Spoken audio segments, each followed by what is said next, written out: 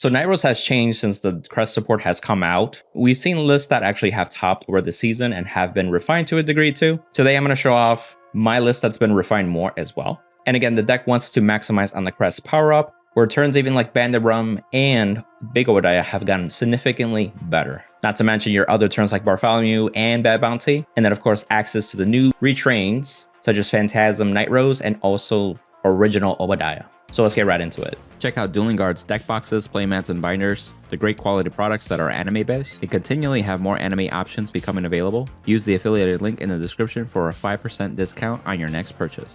This is more of like an update deck profile, so if you want to see more of the details on a card by card basis and also some combos, you want to check out these videos that I made already. These are going to help you a lot to have your foundations as a Granblue player. We're still playing the 3G Nightrose because we want to have access to Bandit Rum. Worst case scenario, we still go into Big Obadiah. It just really depends on the game state.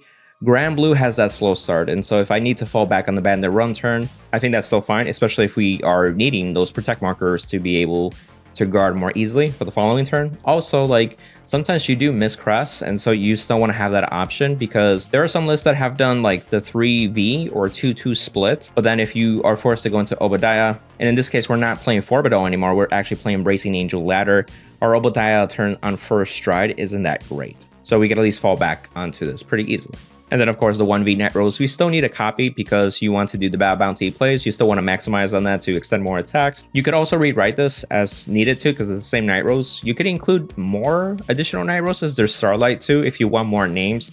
Also, what's really cool with the new Tommy D, which we do play, actually searches directly for this card. And so you can have a situation where you can have one or the other. And if your opponent decides to grade 2 stall, if they're not like a history collection grade 3, so they may not write up. They know that you search for the V Nightrose, but if you already have the G1, you have that flexibility if need to. 2 copies of Beatrice. So Beatrice is still our attack extender setup. Negro Lily plays too. Again, you can check out my combo video that does Negro Lily plays, and she is like the core piece of it. And you can even do nasty things with the GB2 Nightrose with like double Cannoneer, or even just like combine Hanali and Cannoneer, etc. Not Crest, if you don't have the Crest, you could also ride this, especially during an Obadiah turn. This can help you build up a field a lot easier while getting a protect marker too. And potentially soul blasting a Columbard or a Greed Shade that you rode with turn 2, so that can be of value as well. So because we're playing more of Crest, we are able to go down to 1 Skull Dragon. So everything gets power up and you want to focus on the multi-attack aspect of the deck even more so. So just having 1 Skull Dragon is enough. Everything else gets big enough to the point where it's asking more shield value from your opponent too. 1 Night Storm, still attack extender. We have Riveting Frange too, so don't discount that. But this guy does not need a booster, and he's also a hollow target for Necrobone G, which we do play in this build. We're playing 1 Sea Dragon Logoff. I'm loving this full art, secret rare art. I'm not a fan of frame rares, but just having the full art and that's it, nothing else on it, it looks really nice. But essentially, this can give you your resources. You can actually grab Beatrice and then call Beatrice from hand and be able to revive Skull Dragon, go ship that way. You can get your grade 3 heals, which is super valuable in this build because you want to G-Guard whenever you can and that's appropriate, and take advantage of like Negronora to flip more cards in the process so you can increase the power for the Crest. This is also a great card to search for any like Regalis piece that's a grade 3/2 or grade 2. So for example, you can get your Forbidos if you do play that. If you have Bracing Angel Ladder, you can search for that. And then speaking of Bracing Angel Ladder, we do play 1 copy. So a couple reasons. This helps with Salt, yes, but you want to just be able to do your turn without having any disruptions. It can be really annoying at that point too. And if we play Forbidal for the Obadiah turn like we did before, but we're not going for that as much, then we can actually make the room for Bracing Angel Ladder. This also gets to deal with Harry because they have Gruesome Scythe Dragon. That gets around Urjula, Kano, and such. Bracing basically makes sure that your riggers stay on the rigger circle, regardless if they were chosen or not. They cannot be retired, essentially. And then, of course, any other like disruptive plays, essentially. Playing 4 grade 3 heals, so this, you need to, 1, survive the early game, so that can help if you're going against a super aggressive deck, but 9 times out of 10, this is a great Sea Strike and Largoth target. Just to keep being able to G-Guard, it's super nice, and you can even pay the cost of Stride for the history collection or just Stride in general if you don't have, you know, things to pitch for it too. So that's sometimes comes up, especially in the early game as well. And you can just grab it back again with Sea Strike. 4 copies of Riveting Frange. Riveting Frange, again, we're playing the Crest build, so we want to maximize on seeing that Crest Giver too. So being able to discard this, check the top 5, hope for it.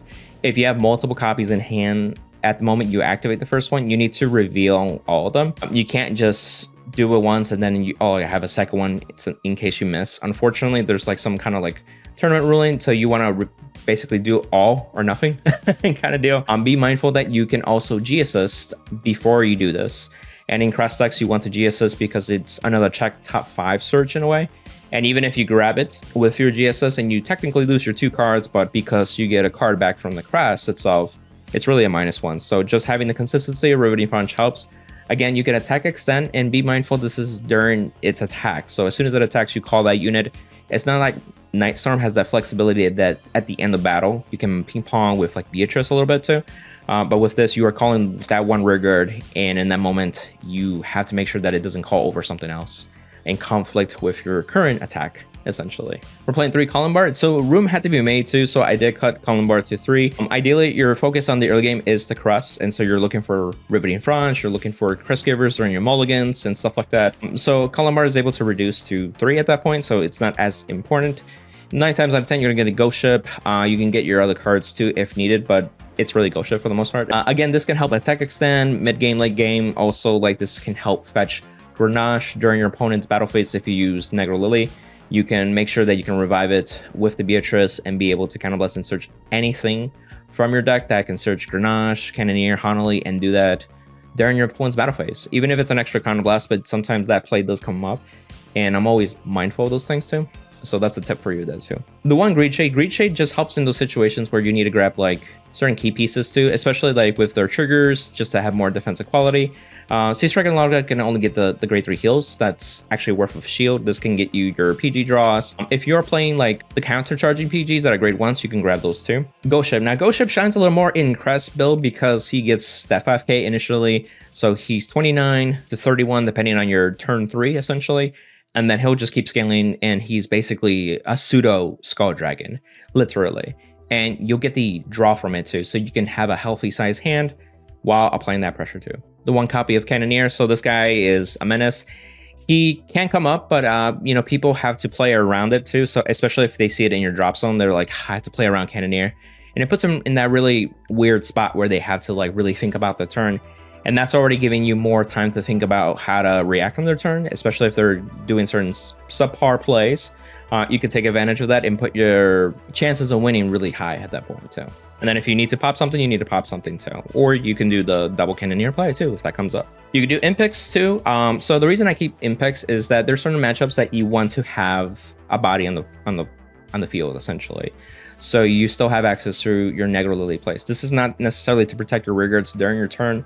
It's just more making sure that you have something for Negro Lily usage, essentially. And for me, I am still rocking the 1 King Serpent, so I'm not playing Jesse. You could play both as well. That's not a bad thing too. It just depends what you value. The thing with King Serpent is that it's an immediate countercharge on revival. So this helps refund Obadiah turns. And then if you see my previous Crest build guide, that actually shows how you can extend to an absurd number of attacks while taking advantage of the Crest power up. You could also do interactions such as like Beatrice or even Negrabone V to revive the King Serpent and be able to CC that way during your main phase.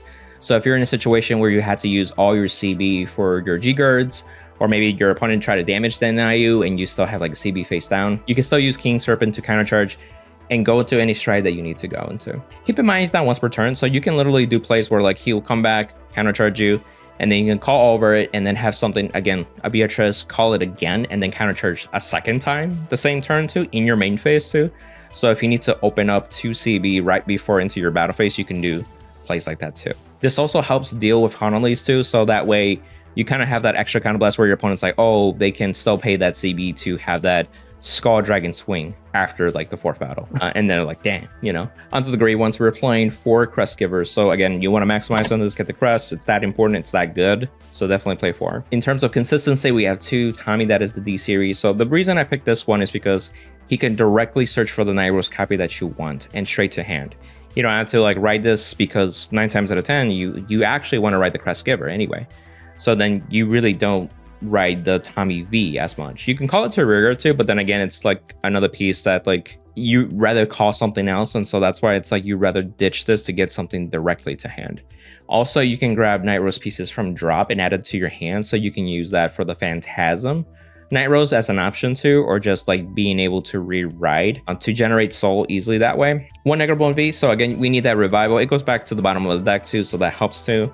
And for the second Negrabone version, I'm playing the G version. And the reason I'm doing this is because, again, the crest is really good with the power-up. I just wanted another attack extender, not necessarily as a front row rigger. This can literally boost anything, and then it'll cause another attack. This is also very easy to chain this into any hollow unit, which can be Grenache, Cannoneer, and then also Nightstorm. And it's usually Nightstorm because at that point, Nightstorm can attack extend once more as well, so you can really manipulate that. The one copy of Sanctitude, I've had to make room for the Crest Givers, so you got to take the grade 1 PGs out. That's the route I did, but I still kept the Sanctitude. This gets around guard restriction. It's a 1-card guard, just a really good card. And then of course we have the one Hanali. So you want to deal with high multi-attack decks such as like Harry, the Mayor, just make it annoying for them, and being able to just call this mid-battle too.